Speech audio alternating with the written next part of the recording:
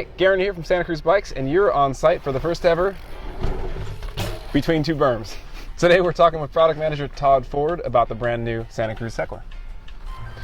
All right, so we're gonna jump right into it. We got a bunch of really good questions. I'm gonna start firing them at Todd and see what we got. Todd, 29er wheels seem to be the preference for most trail bikes these days. Why did you go with 27.5-inch wheels for the Heckler? We really wanted to make sure the Heckler was going to be really nice, fun, agile, and playful.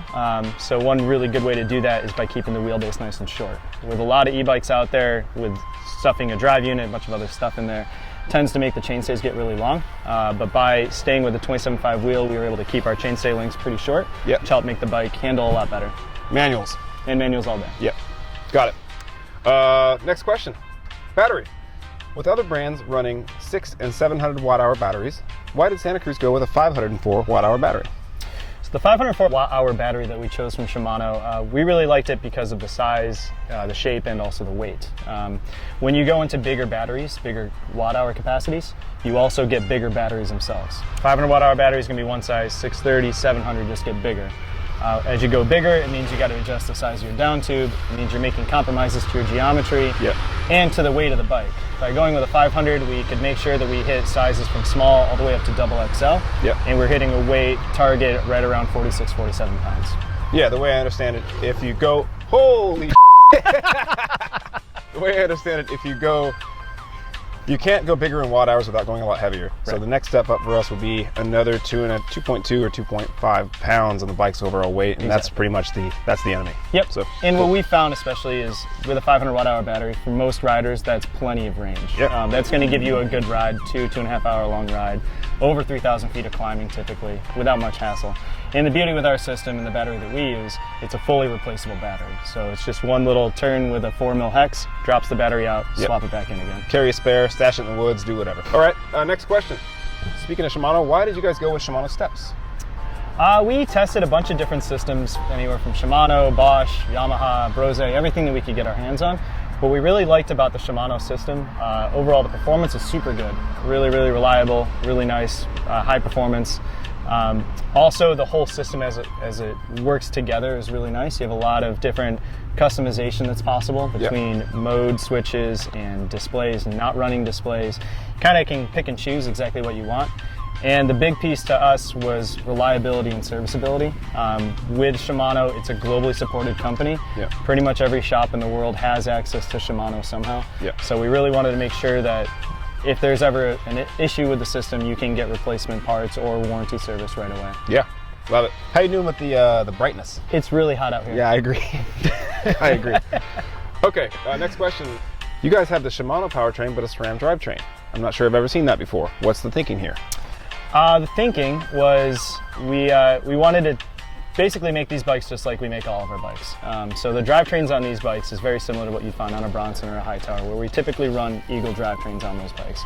Bit of a mix, you know, we have some Shimano in there as well, but we wanted to keep the spec offerings pretty simple on this bike and decided to go with Eagle on these.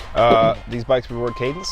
My experience is that I do use the 50. Especially when there's traction and you can sit down on the seat and on the very nose of the saddle and keep your front end down and spin. You can get up pretty much anything. So. Exactly. We've seen some other companies using 11-speed drivetrains with a 42 tooth, and you know, we had the exact same experience where that 50 tooth does come in really handy, especially to keep your cadence up. Yep.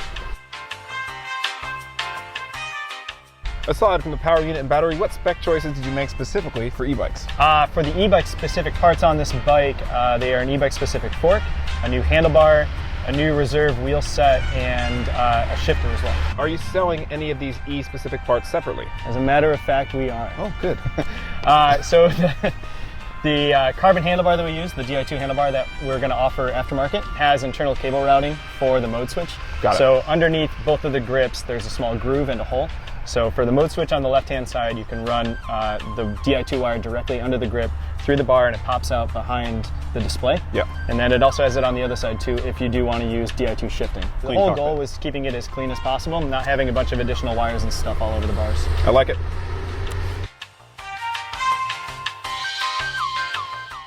And also the E-Reserve wheel set, this new wheel set that uses the DH27.5 rear rim, that will be available aftermarket too.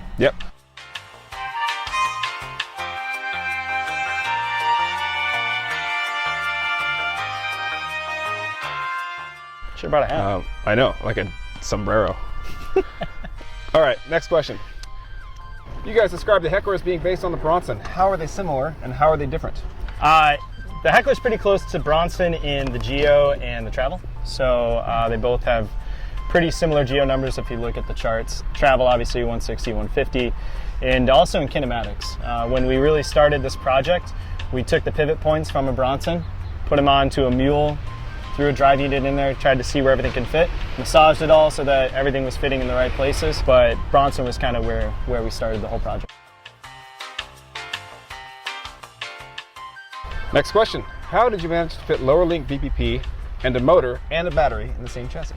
Again, it took a lot of massaging. It was a lot of CAD work online to really kind of figure out where we can get those pivots where it wasn't going to affect suspension, but also allow us to get the clearances that we needed. You know, it's kind of nice this past 2 years, we've really obviously developed a lot more lower link bikes.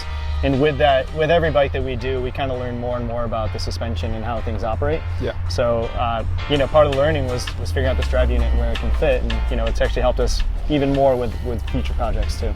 Cool. All right. I heard you like Nickelback. Is that true? As a matter of fact, are you or are you not in the band? I really wish I was. Next question. I'll maybe push out. Okay, yeah. The cranks on the Heckler are all 165 millimeters, which seems really short. What's up with that? The BB's relatively low on this bike, so we wanted to make sure we're not getting a lot of pedal bite when pedaling through rock gardens and whatnot. Yeah. But the other major thing is like we had said, cadence is rewarded on this bike. So having a higher cadence actually helps the drive unit operate more efficiently. So having a 165 crank actually helps kind of promote running at a higher cadence versus trying to over torque.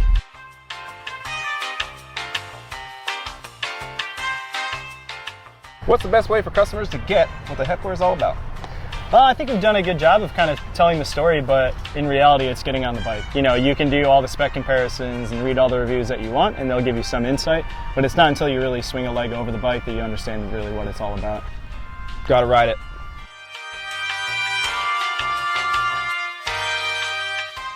That's it, man. So that does it for the first ever Between Two Berms. Thanks for watching. Let us know if you have any questions, and feel free to get in touch. Thanks, Todd. Thanks, man.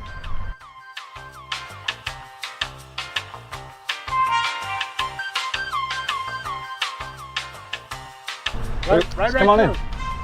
Through here? Yeah, do it. Oh, he can't. The glasses. Thanks, buddy. Sure. It's Jorge. Thanks, man. Hey, it was really no big deal. Thank you.